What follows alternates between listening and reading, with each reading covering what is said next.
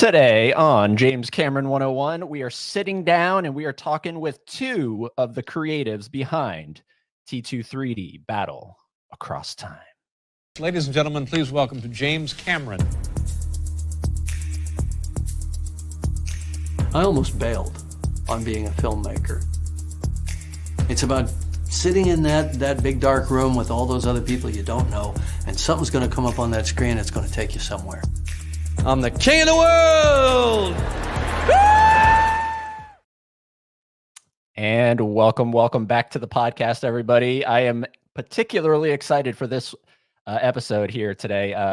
Like I said at the top, we're going to be chatting with two of the creatives behind T2 3D Battle Across Time, which, as you may or may not know, I'm a big fan of. The coverage we've done here on the podcast is pretty extensive, but we haven't talked with these gentlemen. Now, who am I talking about? Well, we are talking about returning podcast favorite, Van Ling. I think this is Van's third or fourth appearance on the podcast in total. And first timer to the podcast, Adam Bezark, or Adam Bezark. We'll clarify that once Adam's in here. But let us bring in both of them at the same time. So give a round of applause to Adam and Van. Here we go. Van! Hey, how you doing, Adam? Hey, Van. Good to see you, man. I'm going to drop myself down to the well. bottom here. You guys need to be up on top. There we go. And there we go. Perfect. Okay. So, Adam, did I get your last name correct? Bezark. That's right. Yeah. Bezark. Okay.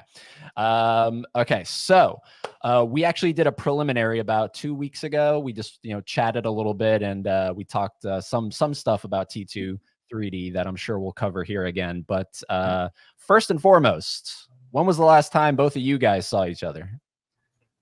Oh gosh.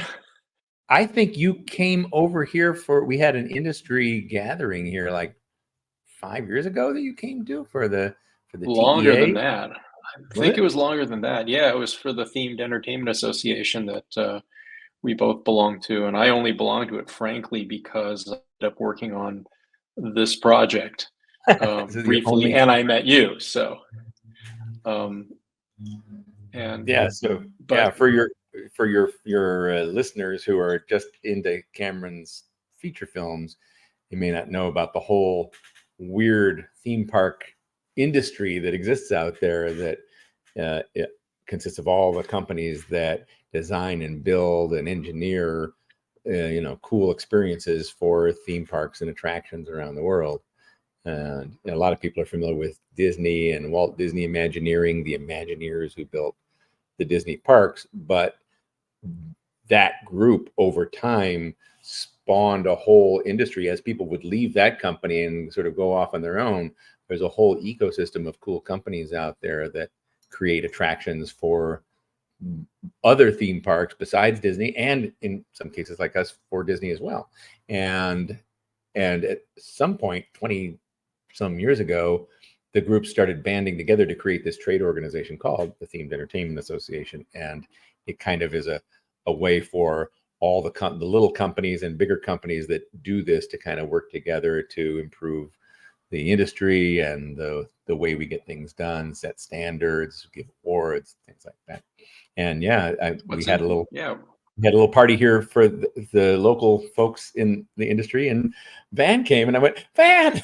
So then that was the first time. Yeah, we hadn't seen each other. We hadn't seen each other for a long time. And interestingly, I was inspired by working with Adam to dabble in the theme park industry, which I ended up doing when I was brought in as a contractor on and off for Walt Disney Imagineering.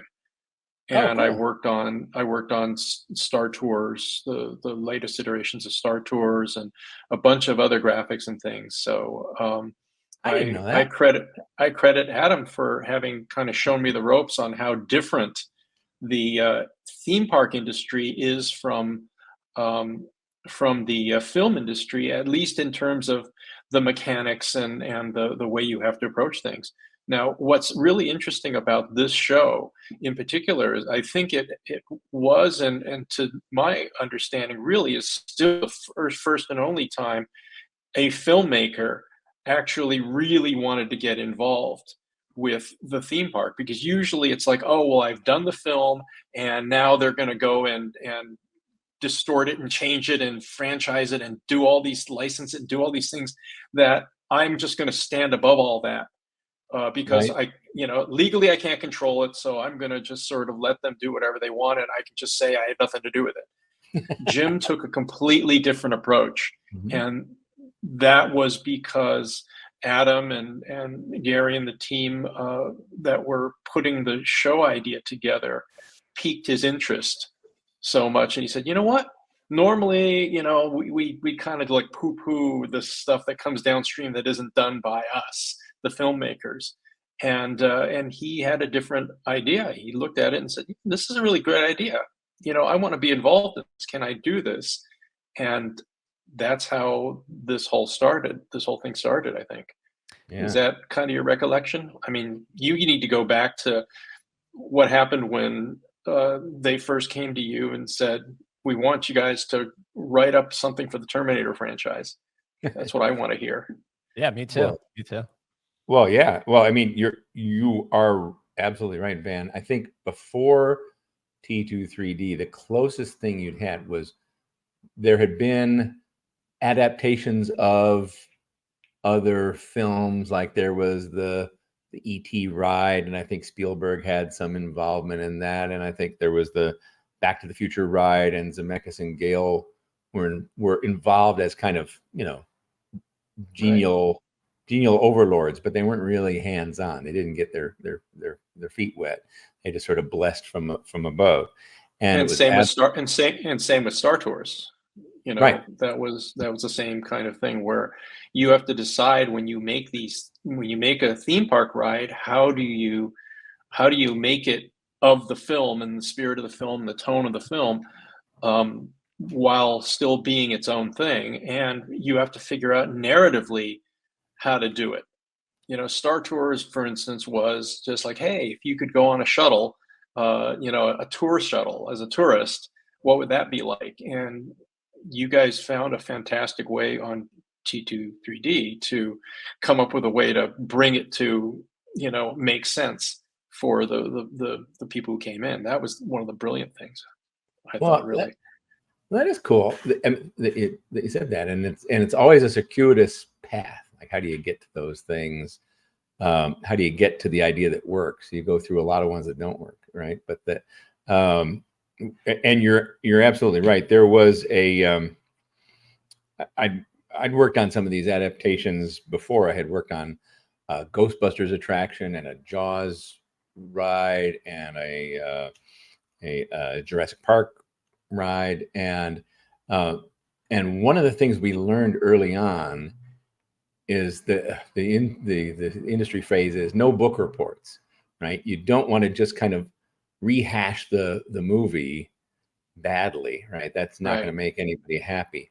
I think there were two versions of this Ghostbusters show that Universal did, and the first one was kind of just a rehash of the ending of the movie, and it felt weak and kind of undercooked because it was, theme park actors not even speaking the lines, but lip syncing lines by voice actors who weren't really Bill Murray and Harold Ramis and Dan Aykroyd, and were saying kind of the ending of the movie, but not exactly.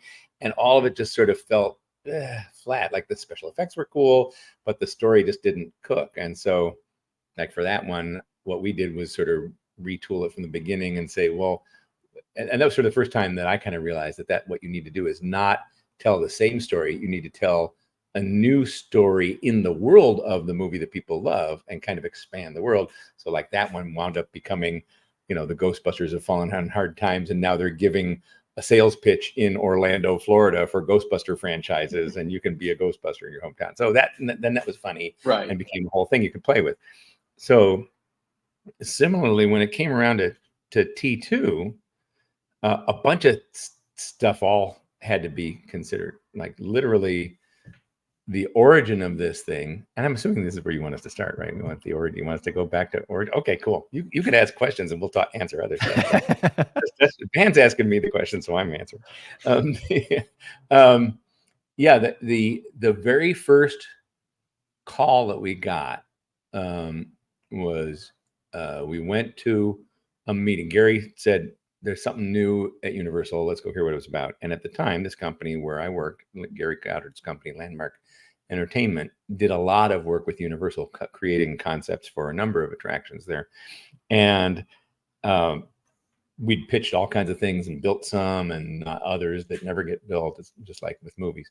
And they had us come over and they said, so there's this show at Universal Studios Hollywood that is called the Old Screen Test Theater. And it was a theater show where they would pick people out of an audience, bring them up on stage and have them act out scenes from a movie and then film them doing it. And presumably they would do silly things and make funny mistakes. And the audience would get a lot of laughs of watching them get pies in the face or getting flooded by stuff or doing audience stunts. And then you'd play it all back and see how it turned out.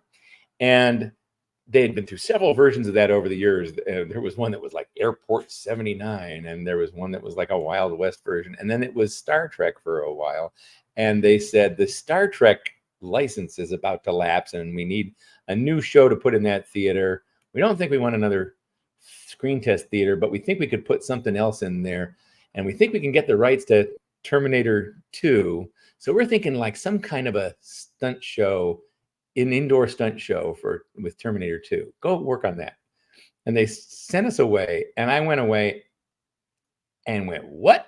And so almost like shot myself that night. And Gary and I watched the movies several times. And by the way, what did we watch? We watched the world famous Van Ling box set Laserdisc version of Terminator 2.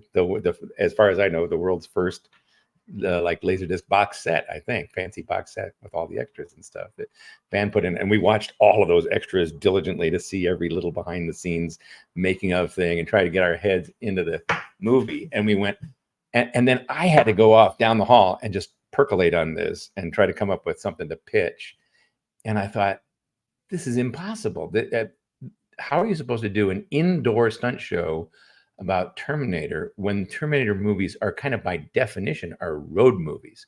They're one big chase film across a big landscape with an unstoppable foe. So how are you supposed to do that in a confined space? That's Die Hard. That's not Terminator. And so that was number one. And the other thing was the whole new technology of morphing and CG graphics that were just exploding on the scene right then and there, with Jim and everybody pioneering that. I thought, well, how are you supposed to do that? How are you supposed to do a morphing scene in a live stunt show? And I had these horrible, like, nightmare visions that would keep me awake at night of like a guy dressed as the T-1000, the Robert Patrick character, like in a silver suit walking out of the stage. And then, like, in order to stretch, he would have to like put his hand behind something, and then a hand would come out the other side of it, or some terrible thing to simulate the morphing and the stretching and the pouring. And it just all felt awful. And then kind of the night before we had to go to see Universal with all our great ideas, I was still sweating. And I remembered a story my dad had told me. My dad, years earlier, had gone to Prague, where there was this theater called the Laterna Magica that was produced and run by this guy, James Svoboda. I think his name is, I forget his first name, but Svoboda was this great theater designer. And he created these shows that were super immersive and interactive. And he had one that was a movie with people popping in and out of the movie. There was like a slotted screen of fabric, and the actors would jump in and out of the movie screen in perfect synchronization with the movie. And it ended with like a guy getting shot out of the cannon and flying over the audience. And I thought, that's kind of cool. And at the same time, we'd done a lot of messing around with 3D concepts because 3D was cool, and there, it seemed like an untapped area. And we had seen Disney do some very early pioneering ideas with computer graphics in 3D. And it turns out, this was kind of seems obvious now, but at the time, just the idea that, you could render a computer model from two different perspectives, one for the left eye and one for the right eye, and you get CG 3D. How cool is that? And we thought, well, if you could do that, if you could render a morphing character in 3D and render it for the two eyes, and if you could figure out how to put that into a live action scene, and then maybe you could have the characters popping in and out of a real movie, then the movie could deliver the roadshow stuff, the big outdoor action scenes and the chase scenes and the explosions that you couldn't possibly do inside a theater. And then you could bring action into the theater when you needed to with live performers around you and kind of create a really mesmerizing combination of live actors, 3D, and big epic filmmaking. And that was kind of the genesis of it. And we took that in desperation. I ran up the hall to Gary and pitched that to him. He said, all right, let's pitch that. And the next day we pitched that to Universal. They said, we don't get it, but work on it. And we worked on it for a couple of months and came up with all the storyboards and all the ideas. And then they said, all right, you're going to pitch it to Cameron. And we went, what? And they said, yeah, well, we got to see if, he doesn't own it, but everyone says we have to show it to him to see if he likes it. And okay. And we set up all of our storyboards in the basement of the Black Tower at Universal on the lot. And in walks Jim Cameron and Van Ling, just kind of hanging out together in their sort of Tuesday afternoon blue jeans, just coming around. And like you said, kind of going, what's this thing you're going to sell us? And we went into our song and dance, and we're pitching this show like crazy. And at the end of the pitch, Jim said maybe the nicest thing I've ever heard anybody say in my entire career. He said, you get it. Like, this is cool. You get it. You understand the world. You understand the mythology, this idea of a T1 million is a cool extension of a T1000. This is really fun. And I just thought, okay, I'm going to die now. I'm happy. and then they asked him if he'd be interested in working on it. And Jim kind of casually said, yeah, we would bid on this. And he was downplaying it, but he was sort of like, you could tell he was interested. And Gary and I left that meeting and said, all right, let's enjoy this, because it's not going to get any better than it just did right now. And we went and had ice cream and went home really happy. So that was sort of the origin of the whole thing. Now, before we go any further, the thing that's always blown my mind about this, and I think I mentioned it in our preliminary talk, was the fact that, one, this isn't a Universal property to begin with. This is something that Universal is acquiring the rights to put into a park, multiple parks, but it's not a Universal property, which is very strange looking back, because they really don't do that very often nowadays. I think maybe Harry Potter is the other exception. And then the other thing is it's a hard R franchise. These are hard R rated films going into a family friendly territory. And that has always blown my mind that those two things happened. Do you have any kind of insight, either of you, into why Universal was like, hey, let's get something we don't own, and these are hard R films? Remember that at that point, there really were only two major theme park chains certainly in North America, and it was Disney, obviously, and it was Universal. Universal Studios and Disneyland were basically Disneyland, Disney World, Epcot, whatever you want to say. But those were the only studios that had theme parks. So if you had a product that was franchisable for theme parks, you had essentially two destinations, unless you were willing to build your own theme park and have enough content to fill that theme park. Warner Brothers didn't have anything like that. They had the Warner Brothers Lot Tour. That's about all they had. And that's probably why Harry Potter went to Universal, because Universal also, because they're not in the theme park business as more than a film studio until now, where they're franchising. They weren't at the time, and so they were essentially neutral territory. You couldn't take it to Disneyland, because Disneyland would just say, we only do our own stuff. we make so much content that we have plenty to fill a theme park. We don't need to contaminate it with somebody else's intellectual property. So that's one of the reasons why this kind of thing happens, I think. And in this particular instance, it made perfect sense. And also, Universal was not as tied to the family friendly as much, Right. I think, as Universal. I mean, Universal had already done an Arnold project, right, which was the Conan Right. experience. Didn't they do? So there, did you work on that one? Did you do that one as well, Adam? That was before my time, but Landmark, that company, did that Conan show. Yeah. And So there is this. Yeah. There's a time where you could, you're not going to have people pulling guns and shooting things at Disney unless it's at animals, fake animals in the Jungle Cruise. You're not supposed to have people pointing weapons and going ha ha ha. So Universal was one of those who would do sword and sorcery and would do certain things, and so and the fact that Terminator 2 is a movie, even though it was an R, it was clearly designed so that John Connor never fires a weapon. That was one of the things Jim said when he wrote the original movie, the sequel.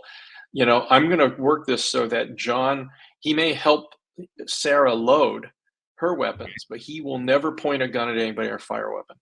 And so that was one of the things he really wanted to get across, because he didn't want to get people just to watch it and have all the young kids say, yeah, guns are cool. So it had a pretty good moral center, right? It wasn't it's not a decadent show. It's a show with a very clear moral center that's pretty positive in the end, right? Yeah, and you have to figure out how to keep that in something where stunts means oftentimes fights. It means, in the Terminator universe, it means vehicles and explosions and a lot of gunplay and a lot of kind of a lot of property damage, challenging kind of things. Yeah, and so how do you do that? I think that we went back and said, this sounds really interesting, and Jim was really seeing all the possibilities that could be done here, and he wanted to see, okay, let's see where these guys are gonna go with this. Let's see, they need to sell me that the idea is great, but the execution is going to be everything. How is this going to be pulled off? And that became one of the big things. And Jim had a visual effects company now, Digital Domain, and just starting up. So he's looking for projects. They're looking for projects to really put them on the map, and this one was a big one for for the theme park side of it too, because movies are one set of clients. Theme parks are a whole different thing, and there's a lot of excitement. I know that at Lightstorm, when we went back and talking about this, and this could be really cool, but we got to really be careful. We got to really make sure that they're on the right track. They know the stuff. They're not like the typical ones like, we'll come in, we'll find somebody who looks like Arnold, and we'll have them like shooting guns around over the heads of that kind of thing. We saw that Adam and Gary and Landmark had the right attitude and the right spirit of it. And then so it became, okay, how do we help do this? And I don't know if he was going to get as involved as he ultimately got, but that's a testament to Adam and to Landmark and the way that they approached it and the way that they wanted to do it. And Jim had some ideas of, what, I've always wanted to see this happen in a theater. I wonder if we could do something like that. And so all of these things he started seeing in the scripts and how the show was developing, and he knew nothing about 3D per se. I mean, he understands everything. He knows everything, but he doesn't. Right. He hadn't really figured out, because there's He's never shot anything in 3D before. Yeah, and 3D was one of those things that has been around, obviously, since in the movies, since at least the 50s, and it never really took off as more than a gimmick, and it's for a number of reasons. And we all kind of look back on that now and go, it hurts its eyes. People saw it as a gimmick, as rather than just being organic part of the storytelling. So it was always about putting your finger, pointing into the camera, or a spear, or pointing a gun, and it be exactly. And it's that's not storytelling. That's stopping and doing a gimmick. Right. And because pushing things out into the audience makes you cross your eyes, and there are a lot of people who can't see it. There's still, a lot of people who can't see stereo because Right. they can't cross their eyes, even involuntarily with the help of the glasses. It hurts them, gives them headaches. So it's a really fraught thing. How do you use it organically so it's not one of those things where it's just poke you in the eye all the time? Jim's big thing was, I'm interested. We all know you can have this, but that's something you don't do all the time. What you do all the time for 3D is depth. Go behind, Right. show a bigger room than. And we still on? Yeah, you froze for a second. Yeah. Okay. Yeah. So Absolutely. And the other thing that I always noticed as we were watching the movie over and over again, and Jim's other stuff, is he thinks in parallax. He thinks in sideways motion. And doing this, driving, going past things that are shifting in multiplane is really powerful in 3D. And I remember in that first meeting saying to Jim, you're already a 3D director. You just need the other camera. You already know how to compose shots in depth. And he went, yeah, I do. And it was, it's something that he obviously got real interested in. So. Yeah. And so the first thing on our end was, okay, I want to know, I have the idea and I understand how 3D works and everything, but I want to know, practically, what is it to, shoot in 3D? What is the, the things that we do in filmmaking, whether it be zooms, whether it be other things. I want to know what works and what doesn't work, or what the limits are. And how much 3D can you do? Because by changing the interocular and the convergence, which is how far apart the two cameras are, and where the two focus, the point at which is the screen. Because by changing this, you can move the center of the image so that if it's at the screen, it's just like watching a regular movie. What's at the screen is that distance. If you switch it so the convergence point is farther back, then it makes it feel one way, and if you move it forward, it feels the other way. So there's basically literally another dimension of options in terms of how you shoot, and he wanted to learn that language, so he basically asked It's a fairly quick that. study. Yeah, ridiculously quick, because he had us do a test shoot for a couple days, a couple nights, where we were at the Hughes, that Hughes facility, that huge hangar, and and you directed that.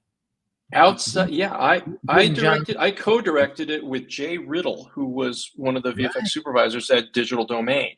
Right. And we were tasked to go out there and shoot a bunch of shots and sequences, and we, storyboarded out a bunch of things that were okay. The classic shot of Arnold pointing the gun right into camera. Can we do that? And how do we, keep focus, or how do we do it so that it doesn't, hurt people's eyes? And what kind of distance do you have to do that? And all of these. Can you rack focus? Jim likes racking focus, and with shaky cam, and it making it look more real because it's 3-dimensional. Is that going to make people sick?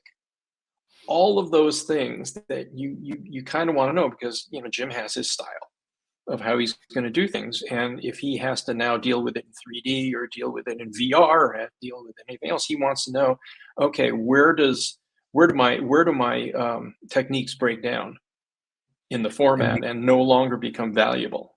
And because of that testing, that movie broke all the rules for 3D. There was a long-standing Bible of rules for 3D, not just for theme parks, but for films that were shot in 3D, that said, you can't move the camera. What a silly thing to say. Or you can't rack focus, or you can't, all this stuff you can't do. And you figured out there were a bunch of those rules you could cheerfully ignore, and it was amazing. It looked great. It looked much more natural and real. And today that vocabulary is ubiquitous in 3D films. Most big screen movies now come out in 3D. Well, and you can kind of trace the lineage of that back to this project, I think. Well, one of the things about that is those sets of rules, those long-standing, decades-old rules, all came down to how do we keep theater patrons from writing and complaining From that barfing. they got sick or they got nauseous or whatever. And it's like, okay, just we know you can drive faster than 60 miles an hour, but the speed limit is 60 miles an hour because we don't want to have any accidents. This isn't about pushing the boundaries. This is about liability. And so there were those rules, and we tried everything that we knew Jim would want to do, because that's the sense of visual dynamics that he has. And we shot things. We did the whole thing where you play with the convergence to see, and you put some people and you have a background, and then you change the convergence so that the screen plane is wherever the point of convergence is, and you move that back and forth, and you realize what hurts your eyes really bad. And it's like, okay, you can't do that. Those are the only rules. You don't want to do something that hurts the eyes so bad that it really hurts their enjoyment of it, because all of a sudden it's like if you're watching something and somebody's hitting you in the eyeballs with a hammer, then you're not getting your story across. So there were limits. He understood the limits, but he knew that, what, if you do a whip pan quickly, you can get away with it, as opposed to, something where somebody's locked in and they've had to basically force their eyes to go into a particular orientation to get the 3D, and they'll get it and they'll enjoy it. But if you try to do anything with it a certain way, it'll break it. And those are the yeah. And I remember we shot this thing, and we had a really interesting thing. We had to use the same Heinz rig that was, I think, used to shoot the piece, which is this giant rig that held two cameras. One that was pointing straight, had a beam splitter, and then had another camera pointing straight down. And it was heavy as all get out. It had to be 70 millimeter cameras, 65 millimeter cameras, right? Yeah. And Jim's like, I like, yeah. Right. And Jim's like, I normally like to do handheld.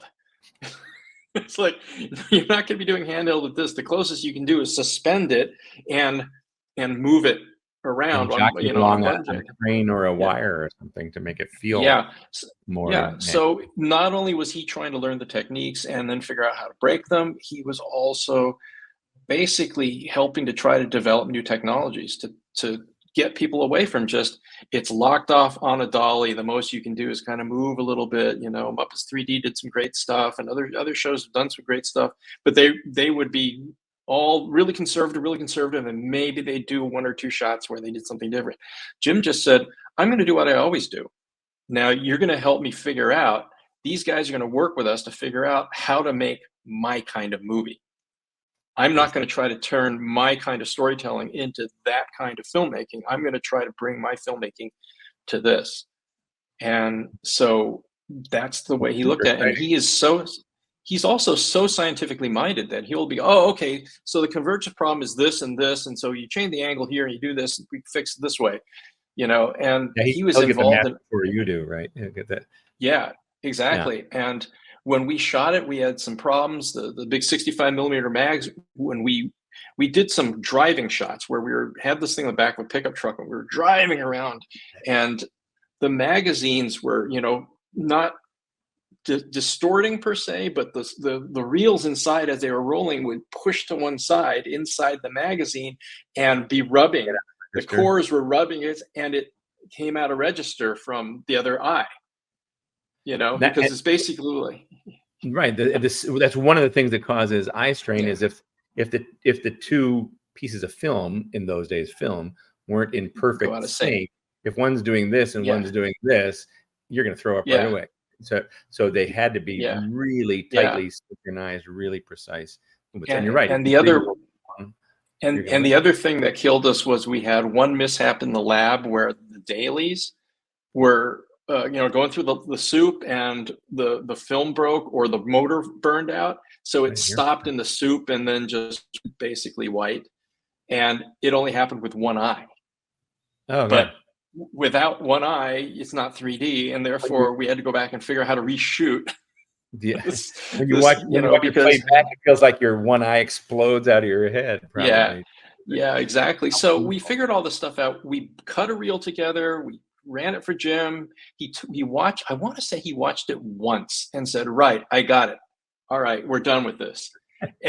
Went What I back remember and too, man, is that you and Jay created what may have been the world's first digital 3D effects shot, where you composited multiple elements together in a single shot. You had like a background plate and I think a flying hunter killer and it shot at a motorcycle that blew up or fell over or something like that. So there's like 3 or 4 elements in one shot. And I can't think of any example of anybody doing that anywhere in the world before that test. That it was the first digital compositing test in well, 3D. I think we all had to up the game because Jim really threw down the gauntlet and said, I'm not here to accommodate this format. It's going to accommodate me. And that was really something that is, whether he intended it that way or not, was something that opened the door for everybody. Because then all of a sudden, a lot of people were like, oh, all I remember about 3D is watching Treasure of the Four Crowns or Coming at Ya or any of those things where the storytelling was secondary to just shots of people doing this, and they, those films never did well because you get tired of it or you get headaches from too much of that. And even the shows that actually did try to tell a story first and then do the 3D, this 3D always felt tacked on. Whether you're looking at Jaws 3D, you're looking at any of these kind of shows where it's like, well, we're on our third sequel now. We need a gimmick, and they came up with Make it something 3D. like that. Yeah, and whether or not the story supports it. It's either you come with a story, it's going to do this, but now we're just going to do it in 3D. So now we got to write some moment where we just have things poke at the audience to give them their money's worth. Or you have to say, we need to dumb down the story or change the story so that it can be shot in conservative 3D. And this project just blew it out of the water. And I think it probably gave filmmakers who did features, like Jim, to, have the permission to explore this. Don't think of it as, there's this gimmicky thing that we have to give up a bunch of stuff in order to be able to really use the format well. Or we have to really, dial down and dilute the 3D to be able to have it not be a problem. And so it really gave people permission to kind of go, hey, you know what, we can do this. This idea I thought of that I was never going to be able to do because we try to do it in 3D, it won't work. We try to do in 2D, it's not a good enough kind of thing. It's not going to be effective enough. Now people could be inspired to do this stuff, and all credit to Jim, but a lot of credit has to go to Adam and to Landmark to have basically put it in front of him, because otherwise I don't think he would have thought about it as something to try. He might have gotten there sooner or later, but he just got there sooner, right? He got there. Yeah. He got to play with somebody else's money. Yeah. Well, and now he's arguably the world's foremost 3D film director, right? Probably the most experienced and most proficient 3D filmmaker in the world. And frankly, one of the only 3D filmmakers left in the world right now, in the sense of trying to tell big narrative stories in the feature film realm. I mean, he's doing it in literally $2 billion leaps and bounds, it seems, every couple of years. Right. So, other, I don't know, how many movies today still get released in 3D? Sorry, I guess the better question is, how many movies today still get released would probably be a better question. But I'm actually surprised at how many films still get done in 3D, but they don't get shot in 3D. Very few shoot. It's all post-process now because it's you shoot it once, and the cost. What do you think the percentage of the percentage premium it is to shoot something in stereo as opposed to just shooting it straight and then converting it? Because we're hearing 30%, but I don't know if that's a made-up number or what that really represents. It probably was high, it probably was at least 30 to 50%, which is, they have to calculate, well, it's not going to cost you twice as much to have 2 cameras. You don't need 2 sets or 2 sets or 2 actors, but you need 2 cameras and a lot more time with the cameras to set up a 3D shot. And if you're doing if you're doing a lot of effects work, you have to be able to compensate for that, because if you're shooting something in stereo against blue screen or green screen, that's one thing because you have your people in the foreground, but your background, the convergence, the depth, all that stuff has to match what your camera has, or else you'll see planes of depth, but they won't line up correctly. It'll feel weird. So there's so much more. It adds an exponential level of consideration, I think, is what it is. Now, Yeah, sure. now, Eddie, how are you doing? We're just going to keep here and talking all night if you don't. Look, there's certain episodes. There's certain episodes where I just have to take just take a seat back and let some creatives talk, and this is one of them. But I just have the curious. blast talking to Van. Van is the smartest guy I know. Well, that's what I'm saying. And but I do when want Jim's not in the room. Right. Well, right. Fair enough. I do want to ask, when you and Gary pitched it initially, was it a complete thing? Did you have the whole presentation idea nailed down? Like it was going to be a Cyberdyne presentation, Kimberly Duncan, all of that was good to go? Yeah, it was surprisingly similar to the thing that got produced. It was a little bigger than anybody in scale. But the structure was exactly what it needed to be and what it wound up being, which is this 3-act structure. Because our whole premise was that we would use 3D in 3 different ways. We would use it once as a theatrical device with actors, jumping in and out of the film, with the film basically locked off at 1-to-1 scale, at life-size scale, so that a motorcycle and actors could go through it. Then the second act, you would go into the future and you'd be in what was no longer a locked off scene, but now you were in a Cameron movie in 3D with cuts and cuts and moving camera and all the things you couldn't do with a locked off piece. And then you would come back for the big finale to the locked off piece, but with the addition of more screens, so it would widen out. And that was all what we developed in from the day they said, fine, go work on it, until the time we showed it to Jim. That was what we developed all of that to pitch. And that structure never changed. That's what he liked about it, was the way it built up nicely through the 3 acts. And the basic gags, the basic format of the story didn't change. A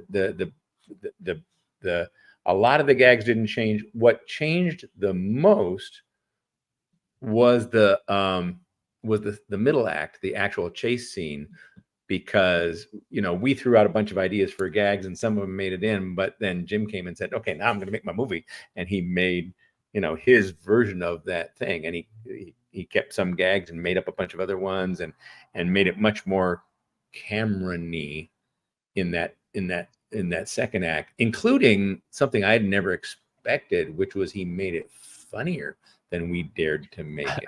Like, we kept thinking, well, Terminator movies are very serious, so everything's very solemn and serious, and he added jokes for Schwarzenegger and for Eddie to do, and we went, really? Is that okay? But he totally nailed it. There's a surprising amount of humor in G2, and it all came down to, I remember when the day I met Jim, he actually told me basically the story with my power loader costume. He essentially came out to see that power loader costume, and we ended up talking, and he actually told me the basic storyline for Terminator 2 the first day I met him. So was he already working on it? I guess so. No. He had an idea. He knew what he wanted to do, which is, I want to have a kid who's ends up getting a Terminator, and he's gonna get the Terminator to go buy him beer or whatever. And he was telling me about this, and boy in his Terminator. And basically, it was that moment where, if you watch the film, you see all of those gags that you can have as a father and son gag, as a buddies gag, as everything. And so Jim always was into some humor, even sometimes it's dark humor. You know, Terminator has some great things too. The first Terminator, just some of those looks I'll Arnold be back is gives funny, are right? just, yeah, are just, you know, so humor was built into it, but everybody was understandably afraid to, because they either didn't see it or consciously see it. They felt it and they laughed in the theaters and they enjoyed it and stuff, but they were like, well, you know, it's that kind of thing where, oh, the boss can laugh, but you can't laugh. And Right. so everybody wanted to wait for permission to, well, if I pitch him this joke, is he going to cut my head off? You know? Right. And so he really was like, yeah, let's have fun with this. You know, I'm not so precious. You know, I'm rigorous and I'm strict about what my world is, but I'm not so precious about it that we can't, you know, we're doing entertainment. Right. And And I if we think can make maybe jokes he, in the movies, yeah. yeah, I think, and do you think he stepped it up a quarter notch because it was a theme park experience and he did want to make it a little more fun for families, but that maybe adding a couple of I jokes think maybe lighten it up slightly? That's it. I think that's part of it. But here's the one massively different thing about this show is that it starts with live action role playing by people who are not the actors. Right. And I actually want to ask you, Adam, at what point did Jim say, "Oh, by the way, I'm going to try to get Linda and Arnold and Eddie and Robert to do this"? What My point in my the memory story? is Because I remember, My memory is he said it that first day in the room with you and with the Universal executives. He said, what I remember him saying is, hey, if we're going to get the cast, let's get the cast. Because Universal was saying, well, of course you can't really get Arnold. So, you know, can we have an actor who kind of looks like him, but with his face all shot up so you don't know it's Arnold? And he said, no, it's got to be Arnold. If we're going to get the cast, let's get the cast. I'm going riding with Arnold next week. I'll talk to him about it. That's how I remember it yeah, happening. yeah, And that sounds about right. I mean, I think that the point there he was happened to be somebody married said, to one "Oh, of the actors. That made it easier at the yeah, time. that helps." Right. But also, you know, Eddie was growing up, Right. so that you had to take into account a little bit of that because he's not the same, you know, 10-year-old kid Right. And at we, that you know, I point. think we, So I'm trying to think. I think we drew him in our little storyboards. We drew him um, a little older to show it. I wonder if I have those yeah, storyboards in here. By the way, yeah, for any theme park nerds in the crowd, the storyboards for this thing were drawn by a guy named Greg Pro, who has gone on to become one of the preeminent concept artists for Disney Imagineering now, and has done the concept art for the Star Wars lands and all the big lands that you see. Half of the art you see coming from Disney these days is by Greg Pro, and he was a young hungry kid back in those days, and he just cheerfully cranked out like 500 storyboards for this pitch for Jim, with his little how pencil. how did how did you kind of work out the, you know, the whole thing of working with the performers, because Jim's not directing the actors who are on the stage in the theater with the audience. That whole thing had to be choreographed, set up, and still feel right, and then smoothly transition into the movie. How Yeah, did you work on all of that stuff? Because, you know, we weren't really involved in that, and at he least helped. I wasn't. You know, He helped. He came to a couple of key blocking sessions where we had a general idea of what the blocking was going to be, and he came and watched it and kind of took it in. And a lot of it had to do with very specific mechanics, like we need the trap door over there, and we need the hole in the screen to be there. And we sort of spent some time talking about whether that would work. And he generally was cool with what we were pitching. The one place where he got the most involved was he directed the video that played in that first act when there's a little screen on the side of the audience right? that was like an IMAG screen for an industrial presentation, and you saw, you know, close-ups of Eddie and Linda Linda. coming into the theater, and we choreographed our stage actors first, and then Jim kind of went through and redid it slightly when he shot it with Eddie and Linda and Arnold, and had them actually do the staging on our mock-up stage. We had this big old mock-up stage in an airplane hangar in Van Nuys. This big airplane I hangar. remember the one in Stage.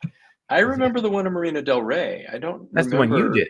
You used the one in Yeah, Marina Del Rey for your first yeah, test, and you set yeah, up a big three screen setup so you could actually test some of the very first 3-screen footage, yeah. and Get a like sense. that helped us figure out, like, can you really do 3-screen 3D? Nobody's ever done that before. Will your brain break if there's 3 different vanishing points, or do you create one big vanishing point, or how do you did all that calculation? And then for the staging, to work out the live action, we built a wooden mock-up of the stage that would be in the theater in this other aircraft hangar in Van Nuys. And from time to time, Jim would come by. There's some footage in the making of thing that shows him at those sessions, and a very self-conscious Adam trying not to look at the camera while Jim is telling me how the staging is going to go. And I'm going, yeah, good, okay, and we're going to do it like this. And he's going, yeah, okay. And then he runs over and stages it and tinkers with Yeah, it. I think I was out of the picture at that point because I had stepped away from Lightstorm just to actually work on a number of other films and things, and In real life. so yeah, have a real life. Although it's still in the industry, so it was not a real life. It was pretty crazy. We basically I went joined a company called Band from the Ranch Entertainment that was doing screen graphics and all sorts of things, and we did in very short order Congo, Twister, The Relic, Dante's Peak, and then Starship Troopers, all in this one long kind of stretch. And so I wasn't really working much on Cameron's films at that point. Although in the middle of shooting a terrible movie I worked on called Spawn, I get a page from Jim saying, "I'm shooting Titanic right now. You want to come down and be in the movie?" So I went down, and was in the movie. So there was this kind of craziness that was going on. Then and then I came back, and then went back down 6 months later to do.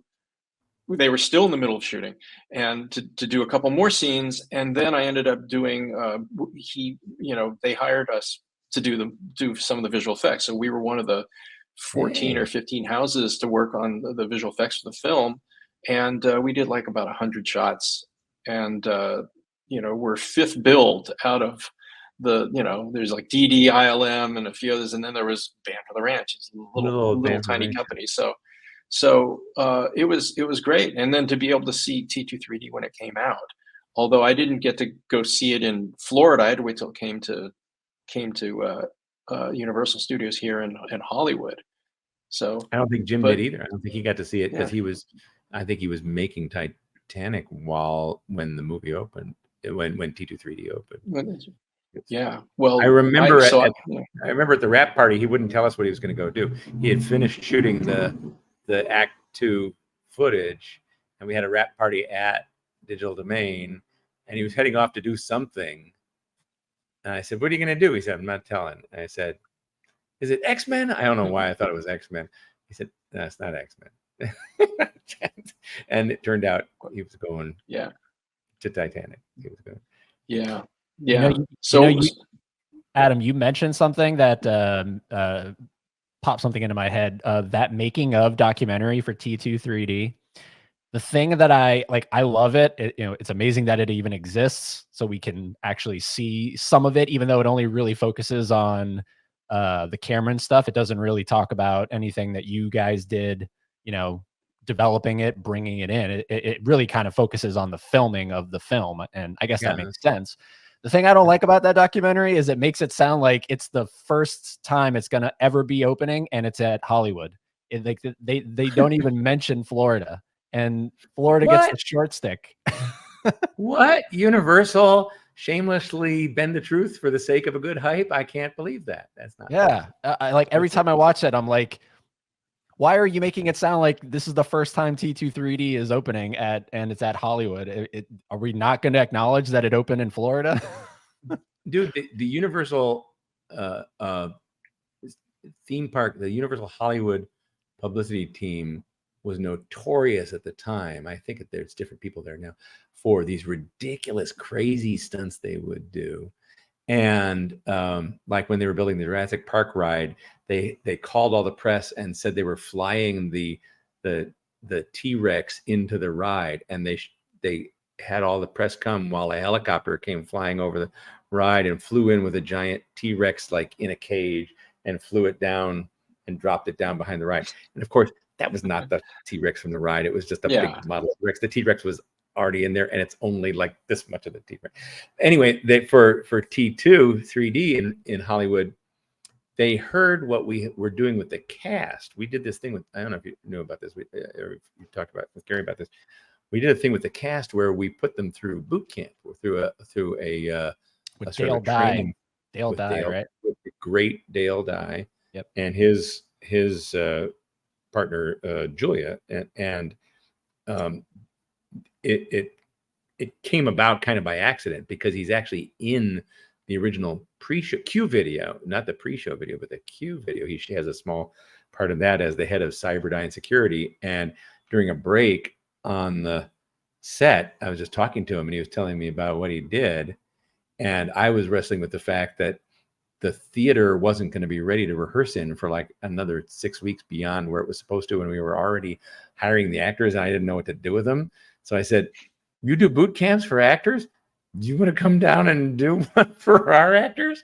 And just, I thought, kill some time, but what he did was amazing. He could, he really turned actors into soldiers, which was incredible. He gave them confidence and fighting and stance, and taught them how to hold and fire weapons and how to move properly. It was an incredible thing. And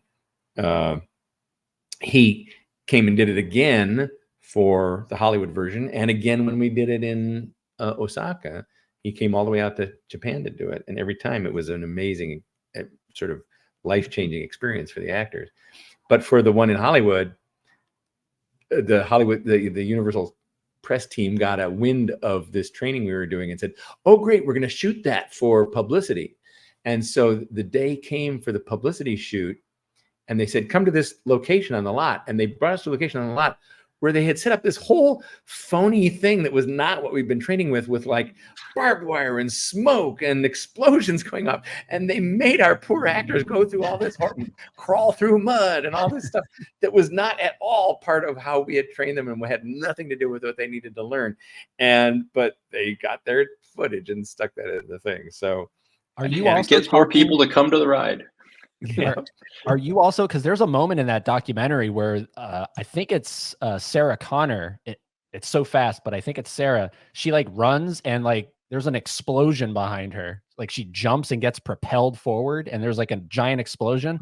That never happens in that never happened in the attraction. So is that what you're probably talking from about? that publicity shoot? That sounds right. That's from that publicity shoot. They had some really stupid, like dangerous stunts that nobody told them they were going to do until the day of the shoot. And they said, "Just jump off that thing." Boom. And they shot off, Now I know. Okay. Yeah. Cause I always wondered, I was like, what happened with that? Like, why did that never happen? It was never meant to be part of it. It was just that weird publicity footage that they did. Wow. To not to bring another studio into this, but when I had been brought into to do the DVD special editions for Terminator 2 for Lionsgate. And what ended up one of the things that, if you saw the Ultimate T2 DVD from 2000, where it was basically, I took the Laserdisc and just gave it steroids and redid everything and built it into this crazy thing. And I said, this disc is going to be incomplete if I don't have at least have a chapter about T2 3D. And I pushed them to get me anything. I said, you want to know what would be awesome? It's because we did re-releases of that disc 2 or 3 times, and then on Blu-ray and everything. And every time I'd come back and say, you know what? Get me the second act of T2 3D, just in 2D, as kind of like the greatest trailer of all time, to get people to go to the theme parks. And did you ever get it? I came this close to them giving me permission to do that. They actually sent me a tape of it once, and I was going to include it, but they said, you know what, we're not going to go there. But they did let me use the this making of the breaking the 3D barrier that you're talking about, and that's why it's available on the T2 DVDs.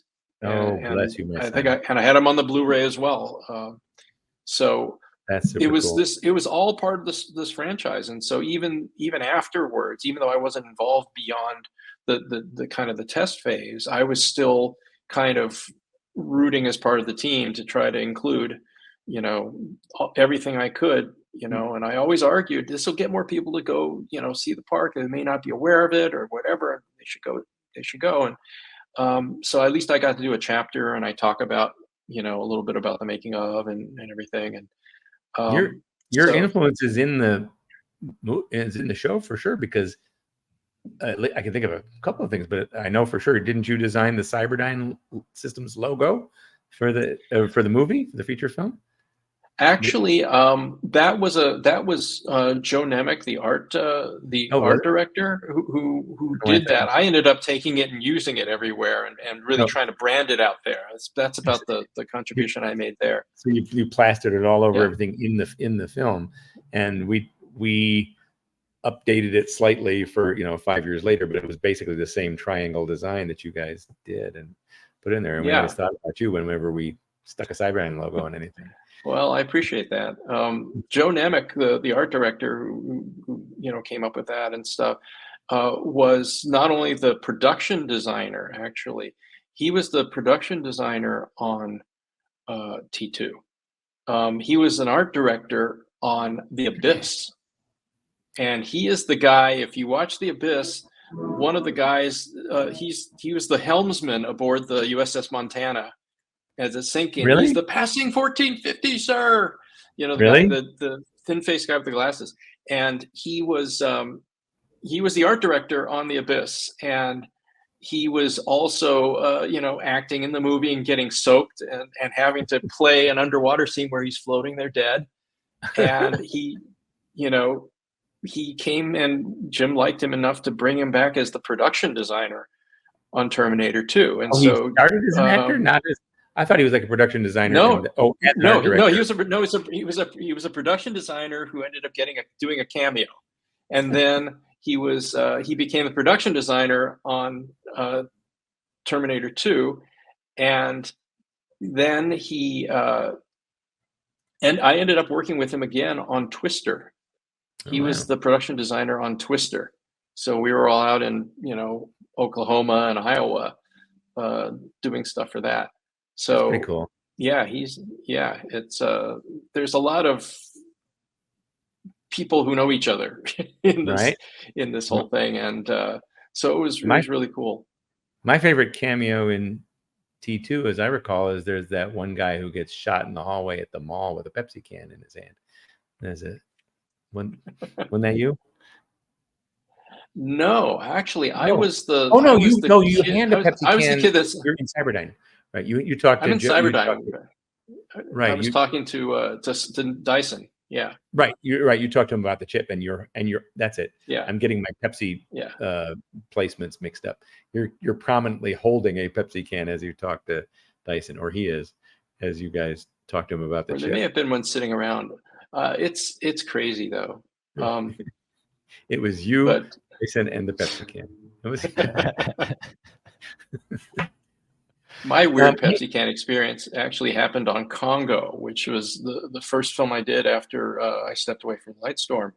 And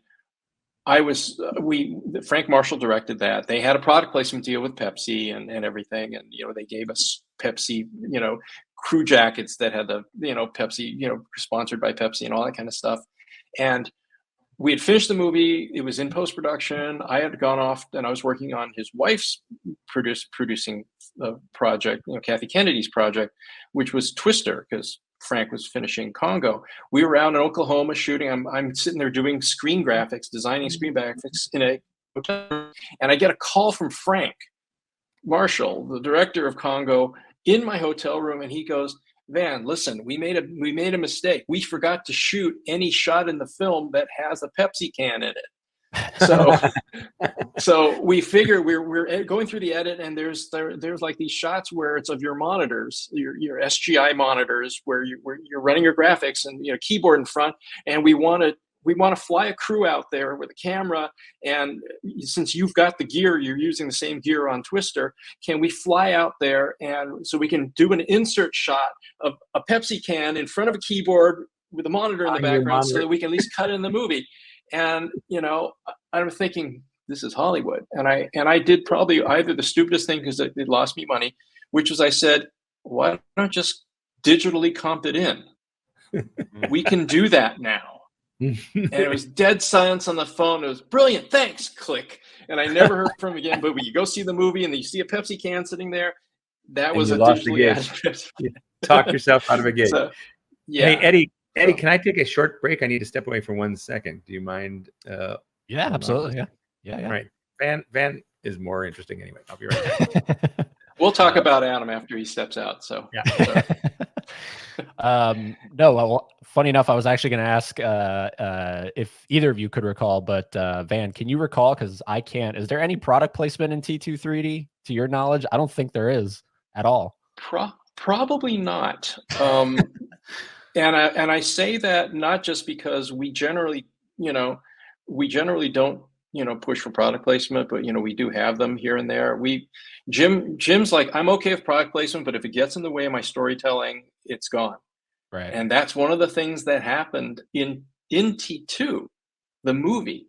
They made a product placement deal with Hero Cologne that they were going to do, and you can see it barely in the scene where in the mall they come fighting out of the hallway, and the T-1000 throws Arnold through the window at the mall.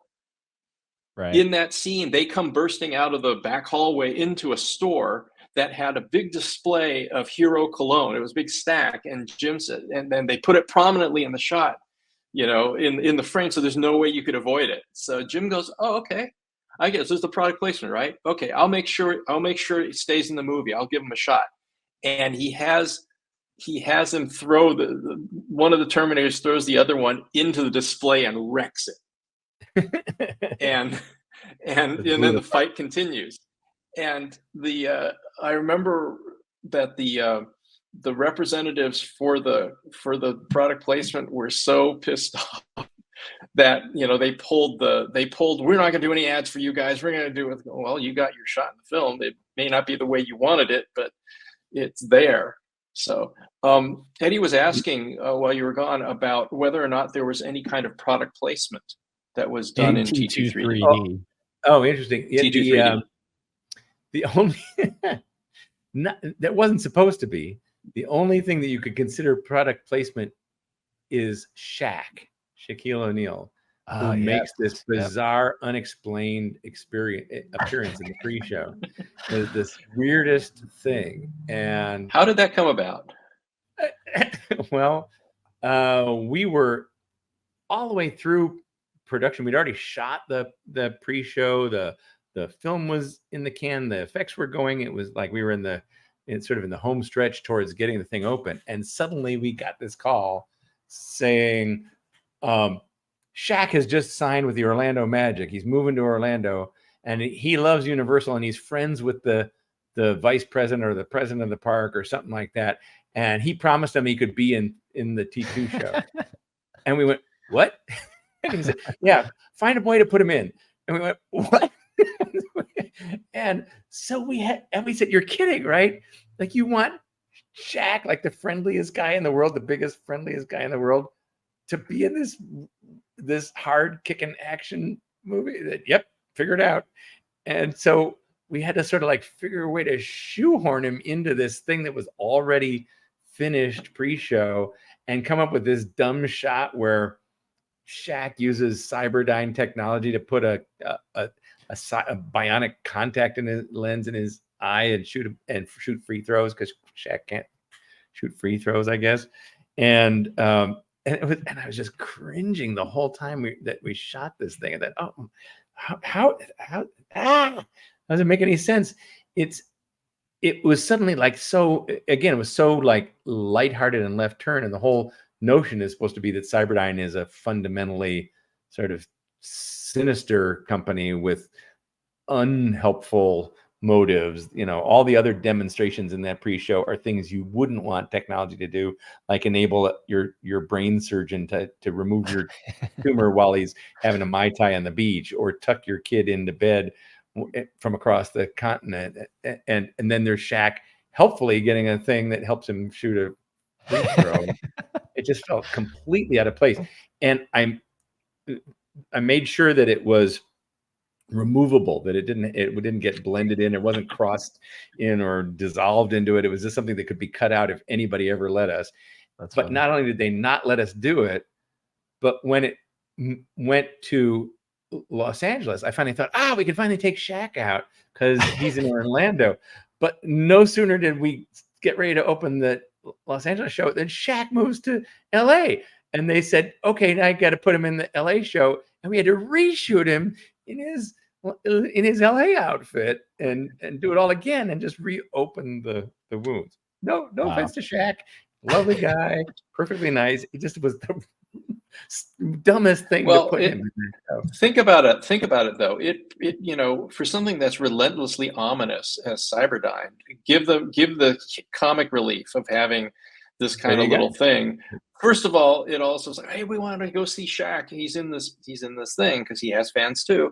So I can understand how it works. And when you are doing the theme park ride, there's this thing where when you're bringing in families and doing stuff, you have to show ominousness, but with I want to say a little bit of a wink, so that it doesn't freak out people too much, because they're you know, you save that for the show, you know.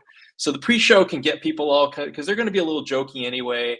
You have the patter with the Cyberdyne rep who's talking to the audience, and you do all the things that kind of get people, okay, this is going to be one of those almost vaudeville-y kind of things, and okay, I know where this sits, and I know where it stands, and then you go into the ride and you get blown away. And that's one of the things you can, those kind of things can be used to your advantage, and you guys did it really, really well, because you know, how are we going to turn T2? How are we going to turn T2 into a theme park ride? It's fundamentally impossible. And between you guys and Jim, you made it possible. It was it opened the gates for a lot of things. You have, among other things, Van, bless your heart, you have now made me feel better about that Shaq moment than I have in the last 20 years. I appreciate it. You're right. It never got a huge laugh, but it got a chuckle, so that's cool. That's what I said. I think they missed the mark. Shaq should have narrated the making of documentary. That would have been right. That would have been amazing. Cool. That would have been awesome. Now, what's interesting is I was going on IMDb because I like to check that and just see if anything pops out at me. And two things did. Earl Bowen is credited in it, and I think he actually shows up at one point, which is interesting. Even though the run of the whole thing, I think at some point he was removed. Maybe you can comment on that. But then Michael Biehn is credited in this as well on IMDb. Well, I know Earl Bowen was in it. Was there any?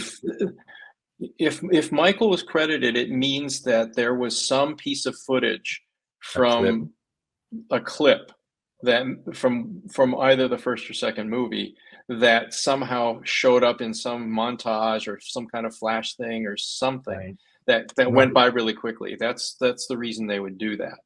Yeah, I'm trying to remember if there was a clip in it, because in the pre-show there is the bit where John and Sarah break into the Cyberdyne presentation and tell you why Cyberdyne is bad and has to be stopped, and then they push play and they somehow miraculously have a videotape of everything that happened in T2 3D, so they can tell you what happened. It's not entirely clear how they got that tape to play for you. Apparently they had a camera crew with them while they were being chased by the Terminator. But but I don't remember. Maybe there's a quick shot of Michael Biehn in there. I don't remember it, or maybe somebody just put that credit in there. See, this is the thing. We need to figure out how, since the ride is no longer extant, obviously, anywhere now, right? Universal could let us have that stuff. who's going to preserve it and make it available? I tried for years to try to get even a piece of it to put on the T2 DVDs or laser, or Blu-rays.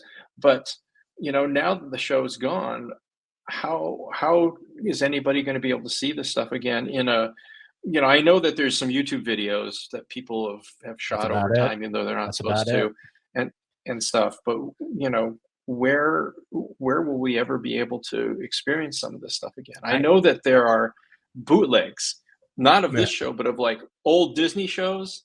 If you want to Mhm. see, the Adventure Through Inner Space, because it's been way gone since, and the only remnant that's left is in the background of part of the opening of Star Tours, where they fly Yeah. through the hangar, and that was the old version. I'm trying to remember if it's in the newer versions that are all digital now, but they if somebody made a DVD that was, they recreated the entire show ride for Inner Space. In They had CG. gotten a copy of the narration. They did it in CG. They did this whole thing, and they even did one where you can it was a POV of a rider inside the little bubble cars going through. So there are people who have a lot of nostalgia for this kind of thing, and for the the project in general. And there are so many great attractions that we look back on, but we don't get any chance to see it. Old commercials, you can still see them, but some of these kind of shows, it would be great to do a VR experience of Right. T2 3D. That would be cool, Yeah. especially of the You know. second act. I'd like to see that in VR. It'd be pretty interesting. Sorry, Eddie, Yeah. just to answer your So- question about Earl Bowen real quickly. Yes, he was scripted and shot in the Q video Right.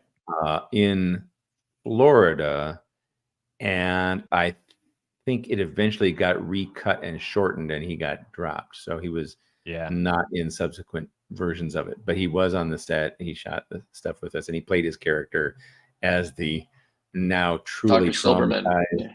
Dr. Silverman. Right. Yeah, during my run of going to the attraction in Florida, I don't remember the first time I went to it, but because I had always seen that he was a part of it, and I had always gone, did I miss him, or what's going on here? So I guess he just got cut out at some point.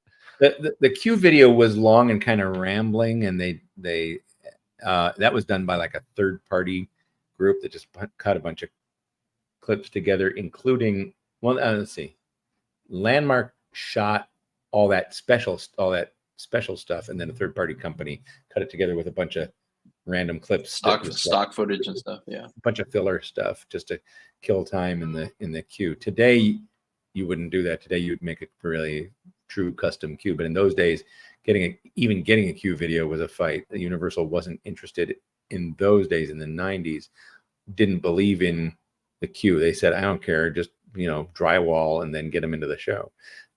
Today, ever since they did the Harry Potter show and some of those other big projects, they've been much more aware of the power and the value of a really well done queue and queue videos and production stuff like that. So today, the queue video would have gotten as much love as the main show, but back then it was just like, yeah, just throw some stuff in there. Yeah, it makes a huge difference, because as a patron going in, any chance you have to immerse people in the world. I mean, Disney does this really well, and it was great to see that carry over and raise the bar with these shows like T2 3D and the Harry Potter and things like that. And I when I worked on Star Tours, it was for the kind of the update in 2010, 2011, and 2.0. The Adventures Continue, and they were redoing a lot of the pre-show queue. It's exactly the same queue. It's just that now there's a little more things going on.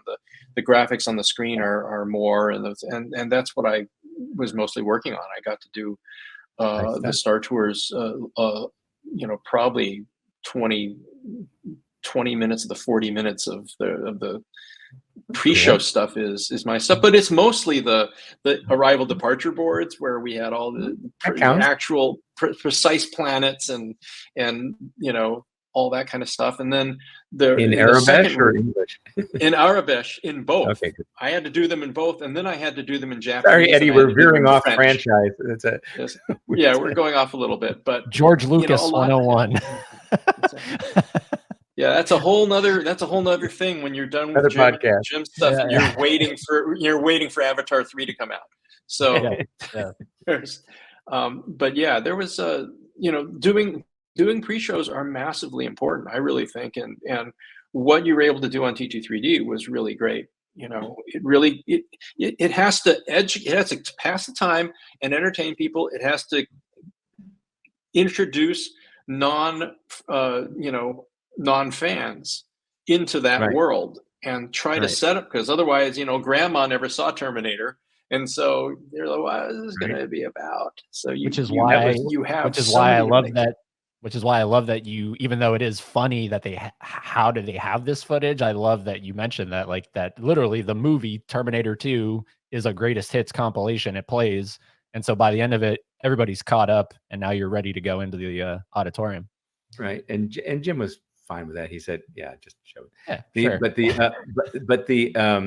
We didn't get too precious about how could they possibly have that footage. They just did, because you needed to show it. What we did say, I remember in that fateful first meeting, we sort of said, the idea here is we're trying to create like a legitimate sequel to Terminator 2, but not anything that will break a future sequel like a T3. So we want to take all the toys out of the box, play with them for a little bit, and then pack them nicely back into the box and basically leave everything the way it was at the end of T2. So if you never see the theme park show, you can go straight through. And if you have, there's this little detour through this special story.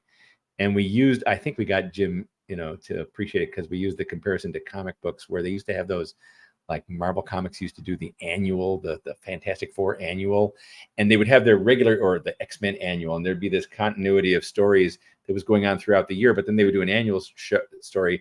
It didn't really have anything to do with the rest of it, but just was sort of a side story that kind of fit in, but didn't break anything they were doing. And this was kind of it's like the Galaxy Guardians of the Galaxy holiday special, same kind of thing. and yeah, where it's a side quest. Thank you for comparing it to that. I mean, the truth of the matter is that trying to do this kind of thing and maintain continuities and stuff while trying not to limit the filmmakers, like, well, we need to make this into a theme park attraction or a series of comics, so make sure you need to change your story so that this character who everybody loves doesn't die, or things like that. And there's always a push now. In the days of this attraction, it happened organically. Mm-hmm. I think. I mean, it took effort, but it happened organically. Whereas today, now everybody's like, okay, we need to, we can't just focus on the movie. We have to focus on all the franchise and all the possibilities. And then Marvel decided to, they could break that mold by saying, well, we can kill off anybody we want because now we have the multiverse. So even though Iron Man's dead, he can show up at the Marvel Avengers campus. Right. He can be Dr. Doom, but that's a whole other story. Yeah, or he can be Dr. Doom. I don't know how that works. Now, what's interesting about that also is the fact that in that making of, Cameron even says that the idea of T23D is so that for a potential third film, there are going to be elements here that hopefully whoever does that, I'm paraphrasing, whoever does that third film can take from T23D. And when you look at Rise of the Machines, they took nothing. Nothing was taken. But Earl Bowen got a role. He did. So. Yes, he did. Isn't it great that they listened to Jim and kept all that stuff in? Oh my God. I think Jim would have, if Jim had directed T3, he probably would have gotten the T1 million in there, right? He would have somewhere. He was sort of digging it on it. But I have a question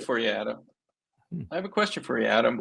Were there any differences, specifically significant differences or cultural differences between the different incarnations of T3D in Orlando versus LA versus Osaka that you can think of? Great question. Not really between LA and Orlando. They were pretty much as similar as we could make them. There were some physical differences because the building sites were different, locations were different, budgets were different. So I think I want to say in Orlando, like the robots that came up inside on the side, the T-70s, I think there were 3 on each side in Orlando, and there's only 2 on each side in LA, and a few other like little budget cuts that got to the LA version. But then in Osaka, they more than restored the budget, and they made improvements to the theater and to the pre-shows. It was by far the nicest and most lavish of the 3 in terms of the physical build out. In staging it, the trickiest part was the Kimberly Duncan character, the Cyberdyne spokesman, because we had to spend a lot of time talking with the actresses who were playing that role to try to understand what it meant to play snarky, because that's not really an easy thing for sweet, polite Japanese women to know how to play. And we had to figure out a way to get there. And we spent a lot of time talking about who do you know who like acts nice to you but is actually kind of mean. And it took them a long time to figure out, what that really meant in terms of the kind of people they'd seen. And then we came up with, we changed her name because obviously she couldn't be Kimberly, and we spent days with the actresses coming up with suggestions for a name. And finally somebody suggested Reika, and all the girls laughed. Reika! And we went, what? And they just said, that's a name. Kimberly Duncan was meant to be a sort of a phony climbing corporate, toady. And Right.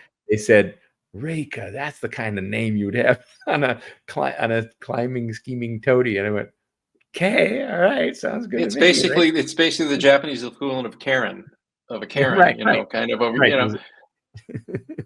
Right. That's Reika was interesting. a Karen. Did they also say super? Like, was that also a thing? No, I want to say no. The super thing was kind of a creation in rehearsal. It was mentioned in the script a couple of times. I had just put it in just to say, hey, all you hear is super, just to sound a little phony. But one of the original Kimberly actresses, Brenda Shea, one of the best, amazing original Kimberlys, just picked up on it and started playing with it during rehearsals. And we said, oh, that's good, keep it. And we just kind of rolled it into the script and thought more, just keep doing the super thing. That's fun. We were looking for ways to make her, she was meant to be sort of like the, who's the character is it in Pee-wee's Big Adventure where they're at the Alamo and the girl is going, we're walking, and we're stopping. And it was meant to be that kind of person, this sort of smarmy, obsequious, slightly condescending, tour guide representative. Bored but in charge. Right, bored but in charge. Nice. And super really kind of nailed that, thanks to Brenda. Wow. No, it's and we'll wind it down. Now we're approaching 90 minutes here, which is where I kind of wanted to keep this, but oh my God, we were just getting warmed up. That's it. As we come to a close here, when we think of T2 3D, when I say T2 3D, we'll start with Adam, then we'll go to Van.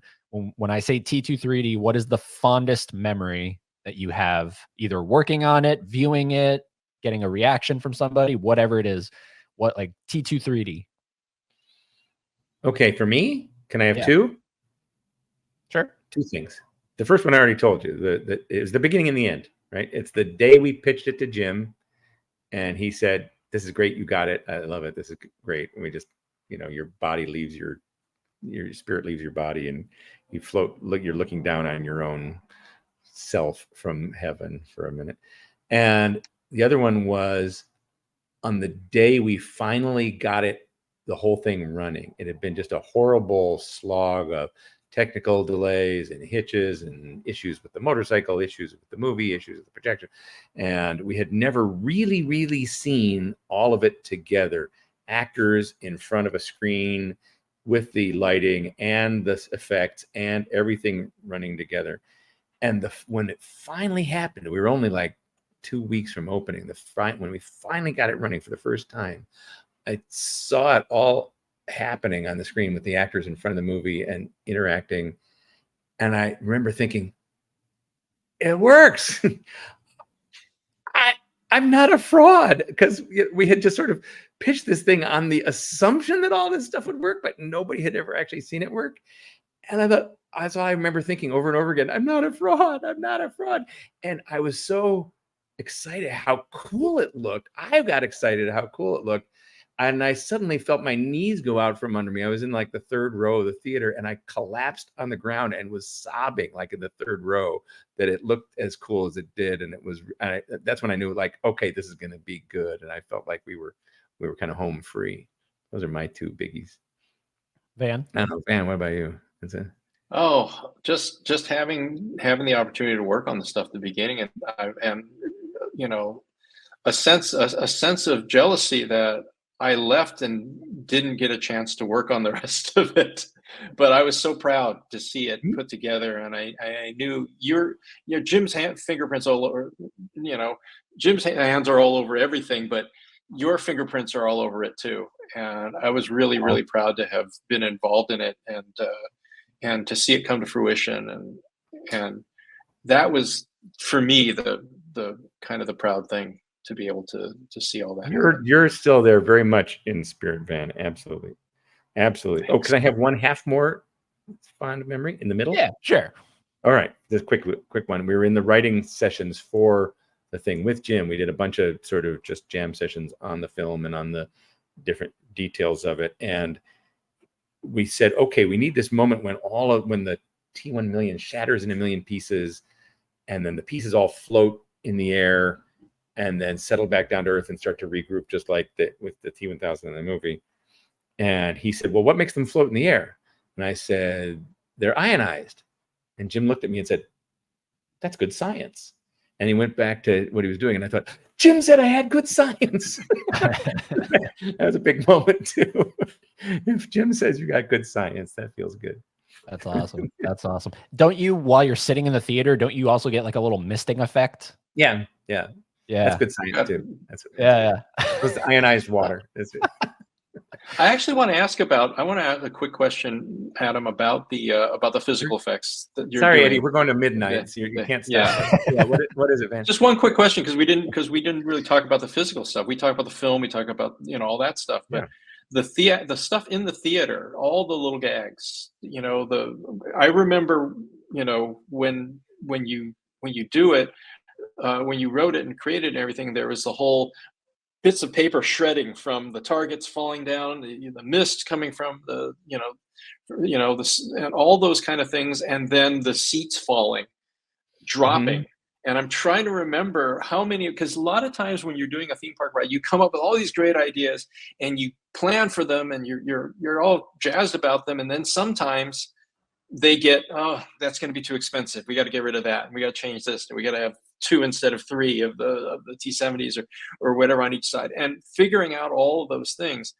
I'm always interested from a theme park standpoint. How do you prep for things like, okay, the solenoids or the hydraulics aren't working for this time. We're going to have to run the ride today without these gags. And when you write these things, do you have to kind of like, okay, these are all the things that plus the scene and make them more effective, but if we drop them, the scene will still work, because you never want to have something where like the big reveal doesn't go off right. So how do you write for those kind of things and plan for that?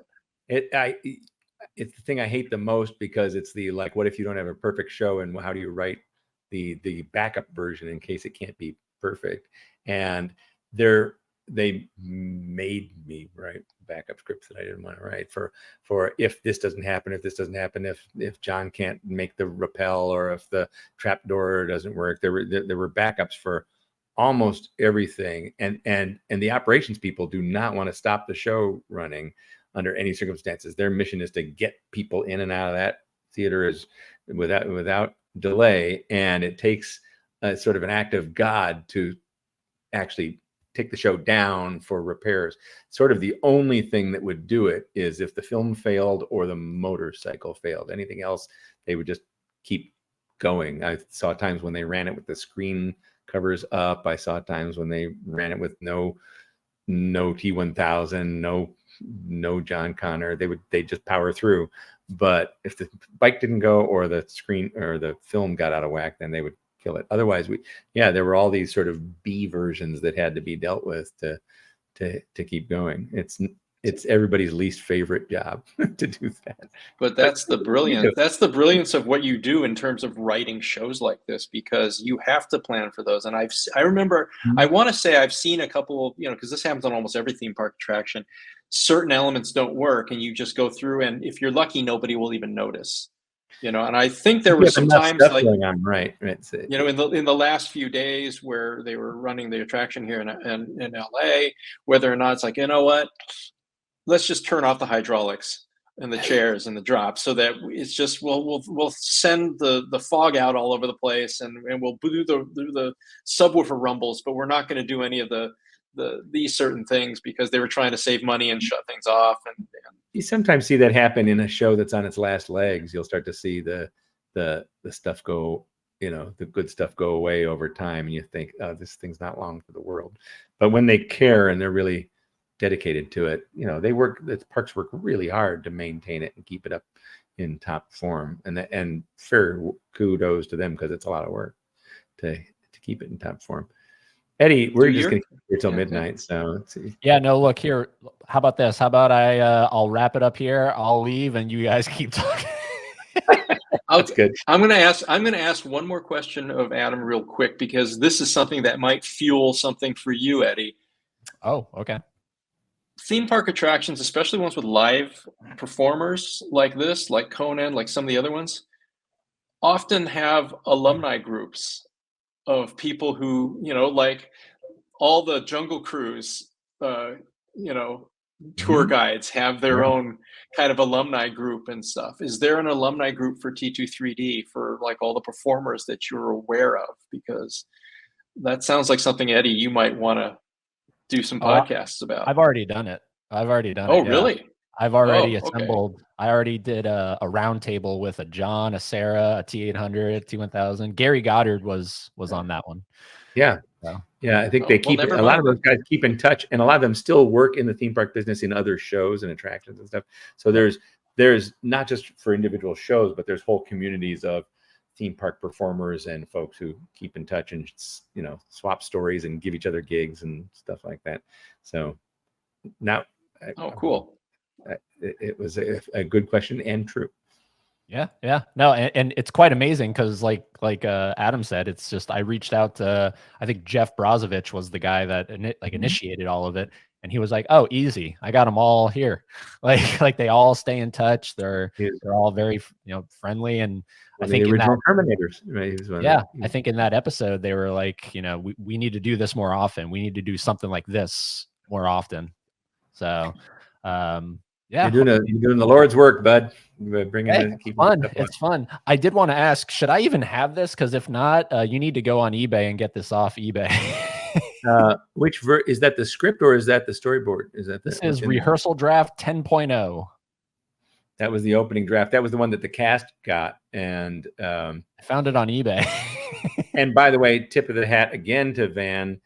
I got all of the formatting for the scripts that we used for writing and shooting and for the rehearsal scripts were all taken from the book that you put together from Jim's script, the published version of Terminator. And I literally studied the fonts, the margins and everything so that it would all match that. That was because dork. I mean, because you had to. Well, we dorks have to stick together, so. Yeah. All right. Now, I always end every episode asking the same question. Van is notorious for not being able to give me an answer, which is totally fine. Adam, what is your number one favorite James Cameron film? Well, that's not fair because I have to say T23D, but probably Titanic, I guess. Titanic? Yeah, I mean, the Titanic is the one that gets me every time. T2 is an amazing movie. It's a pretty close call between T2 and Titanic. There's not a bad Cameron movie. I can watch any of them and be delighted. And I always say now, going forward, having seen them both, Piranha 2 is better than Piranha, in my opinion. Okay, fair enough. And by the way, someday if you want, I don't know if I can do this on a webcast or not, but someday if you want, I'll show you the attraction concept for a Titanic walkthrough attraction that we did that never got built, but it was like, on my list of best attractions that never got built. Like, how do you solve the problem of making Titanic into a theme park attraction without making everybody cold and miserable? And we figured it out. So that's for another day. Oh, wow. Sweet. Absolutely. Well, look, thank you both, Adam, Van. Thank you for coming on here, continuing the celebration of T2 3D, because back to Van's point, unless YouTube, ceases to exist at one point, that's the only way people can experience it now. And so I think even just having talks like this, for fans of the attraction, it kind of keeps it alive in a way. So for me, it's a treat. I know for everybody else listening and watching, it's a treat. And any final words, and then we're going to wrap it here. If anybody out there has the flying mini hunters from the retail store, call me, because I really want one of those. That or the little plaque with our names on it. I never got anything when the show's closed. So I would love to have either a mini hunter or a plaque. Call me. I will pay. Did you get anything, Van, from T2? No, I don't think so. I the closest I have is some memo somewhere in which I was listing all the shots we were doing for the test shoot so that Jim could approve what we were trying to do. But that's boring as all get out as a memo, so it's not useful. What I would ask is, ooh, very nice. Look at that. This is the original concept art for the Act 3. Yep. Oops, this way. For Act 3, and a still from Act 3. It was by Darren Guilford. Darren Guilford, yeah. His first big gig as a production designer. He designed the set, and that's what it looked like. And I inherited. See what we need is you should put out your feelers, Eddie, and find out if. It's one thing you're saying, it's certainly you can watch some of the stuff on YouTube. What you really want is to see if somebody can put up every eye, left eye, right eye for the major Act 2, and then left eye and right eye as separate YouTube videos that can be sunk up for all three of all three screens. You need all six reels. If anyone can. Well, if you can get it, somebody like Adam could build maybe the VR version, a Quest VR version, so that you could actually experience it.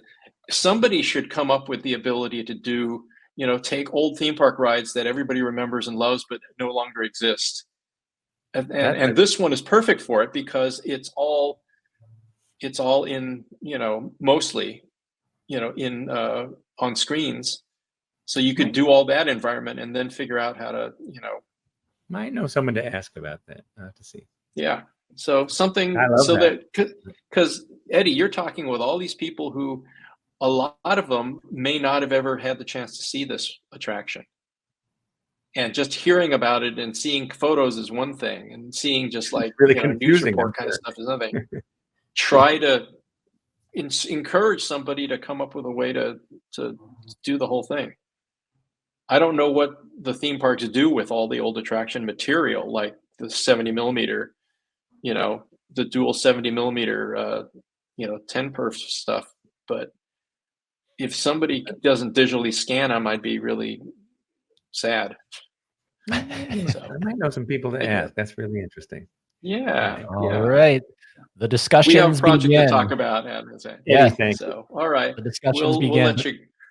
We'll let you Thank you for coming on the podcast, Van, again, and Adam, for coming on for the first time here and sharing T2 3D knowledge and memories. And like I always say, everybody, go watch a Cameron film.